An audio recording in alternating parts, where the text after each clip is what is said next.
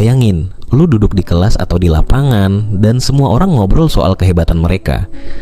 Tapi lu cuma diam karena lu mikir, gua nggak punya bakat seperti mereka.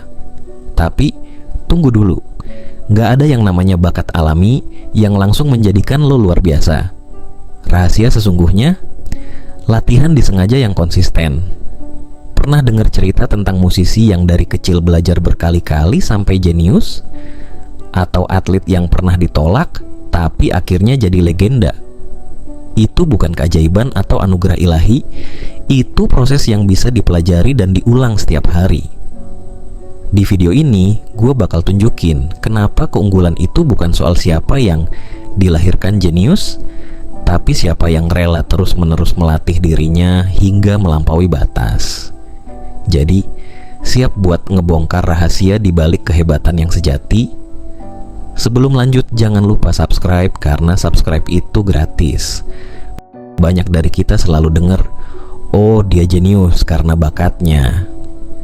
Tapi menurut penelitian Anders Ericsson, kemampuan luar biasa itu jarang kali datang tanpa usaha. Bakat yang kita anggap alamiah seringkali hanyalah hasil dari latihan intens sejak kecil. Anak-anak yang kelihatan pintar, entah di bidang musik, olahraga, atau seni, sebenarnya telah menjalani latihan terstruktur yang membuat mereka unggul. Jadi bakat itu seringkali cuma mitos yang bikin kita nyerah sebelum mulai. Deliberate practice. Latihan biasa itu cuma pengulangan, tapi deliberate practice itu berbeda. Itu latihan yang sengaja dirancang buat mengatasi kelemahan lo dengan tujuan yang spesifik dan selalu disertai umpan balik. Lo harus tahu dengan jelas apa yang mau lo capai, serta berani keluar dari zona nyaman meskipun rasanya nyeri dan berat.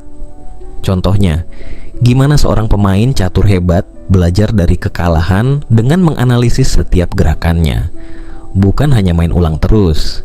Ini bukan soal berapa jam lo latihan, tapi bagaimana kualitas latihan lo. Menurut riset psikolog Angela Duckworth, kunci kesuksesan jangka panjang adalah grit, yakni ketekunan dan passion yang terus-menerus. Salah satu hasil dari deliberate practice adalah terbentuknya mental representations, yaitu peta mental di otak.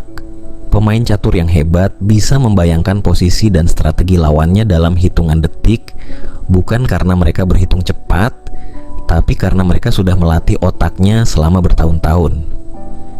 Hal ini juga terjadi pada musisi atau atlet.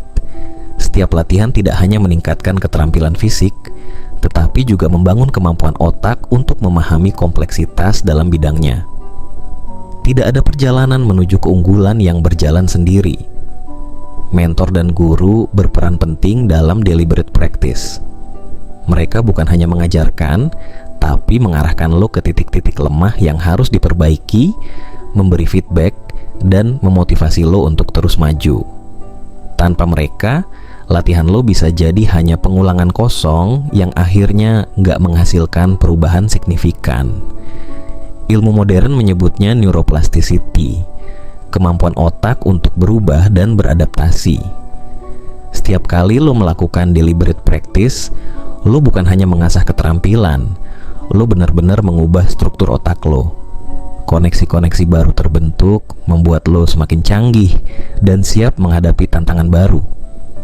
Pesan utama dari Peak adalah everyone can improve, gak ada yang statis. Semua orang bisa berkembang jauh melebihi apa yang mereka kira, asal lo tahu caranya, konsisten, dan siap menghadapi kesengsaraan produktif.